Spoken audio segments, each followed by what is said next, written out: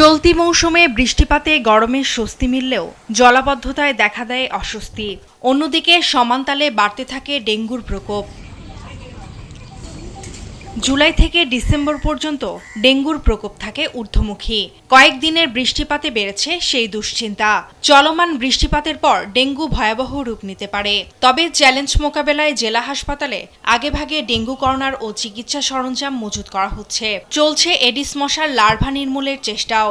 প্রতি বছরই এই সময়টা ডেঙ্গুর প্রকোপ বাড়তে দেখি, সে কারণে আমরা ওই সময় একটু অ্যালার্ট হয়ে যায় আগে থেকে। ডেঙ্গু নির্ণয়ের কিটগুলো অ্যাভেলেবল করা, তারপর ডেঙ্গু চিকিৎসার জন্য যে বিভিন্ন ধরনের লজিস্টিক্স লাগে, ফ্লুইড, বিশেষ করে ফ্লুইড লাগে, সেগুলো অ্যাভেলেবল করা। ডেফিনেটলি এটা একটা চ্যালেঞ্জ হবে যদি আমাদের রোগী অনেক বেশি হয়। ড্রেনেজগুলো আন্ডারগ্রাউন্ড ড্রেনগুলো পরিষ্কার করছি যাতে কোনো মতেই পানি জমার বিষয়টা না আসে। লার্ভা নষ্ট করে সেখানে আমরা স্প্রে করে ওগুলো বিনষ্ট করা, ফগার মেশিনের মাধ্যমে মশা নিধন কাটানো চলছে। গত বছর যে এলাকাগুলোকে আমরা হটস্পট হিসেবে চিহ্নিত করেছিলাম সেগুলোতে বেশি গুরুত্ব দিয়ে কাজ করা হচ্ছে।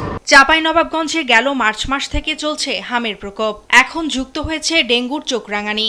ডেঙ্গুর চ্যালেঞ্জ মোকাবেলায় সমন্বিত উদ্যোগের কথা জানান সিভিল সার্জন। প্রস্তুত আছি আমরা সেবা দেওয়ার জন্য। আপনাদের সবার সহযোগিতায় যেন আমরা যে ট্রান্সমিশনের হারটা যেন কম থাকে। প্রশাসন, স্থানীয় সরকার প্রশাসন, জেলা প্রশাসন সবাইকে নিয়ে।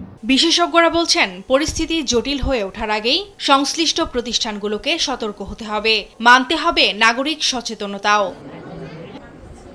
ফারজানা আফরোজ টুম্পা, নিউজ ডেস্ক, দেশ টিভি।